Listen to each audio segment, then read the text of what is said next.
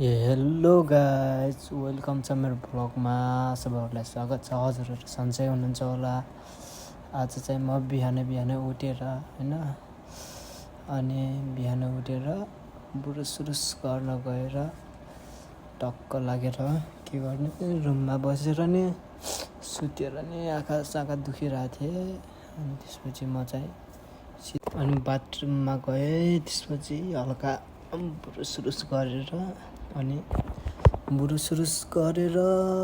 छिटो बुरुस गरेँ। अनि त्यसपछि मुखसुख धोएर म चाहिँ तिर लागेँ। अनि त्यसपछि मुखसुख धोएर सकेर पुरै निद्रामा झ्यापमा थिएँ म चाहिँ।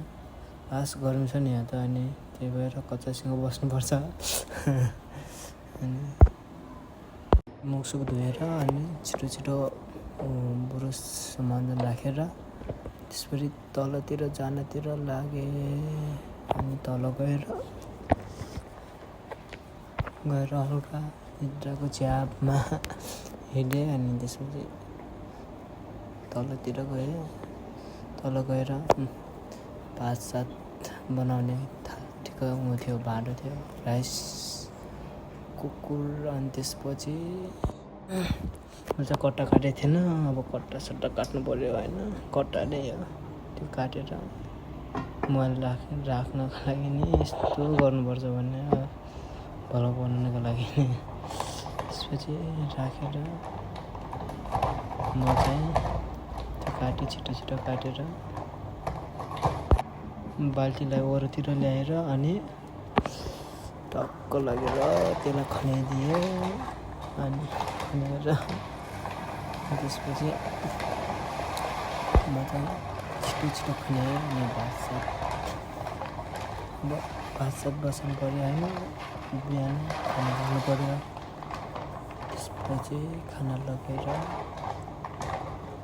म चाहिँ त्यसलाई यता राखिदिएँ।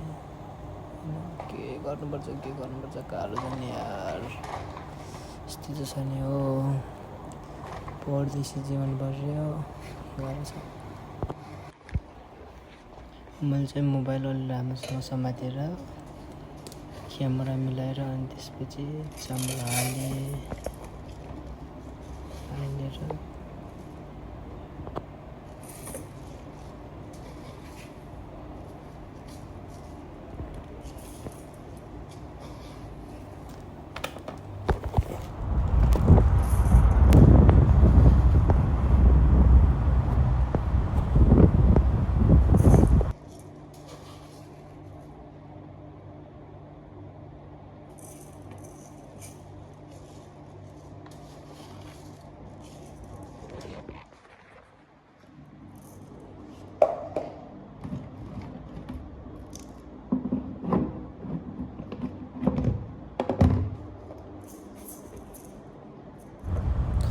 चामल हालेँ। अनि त्यसपछि चामल हालेर पखाल्न लागेँ। अनि पखालिसकेर बसाएर माथि कोठामा आएर अब फेरि सुत्ने हो भनेको अनि सोचिरहेको थिएँ। अनि त्यो पखालिसक्ने बित्तिकै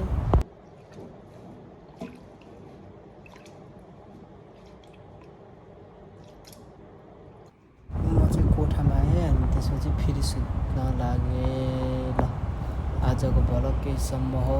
सबैले माया देखाइदिनु होला गाइस। बढे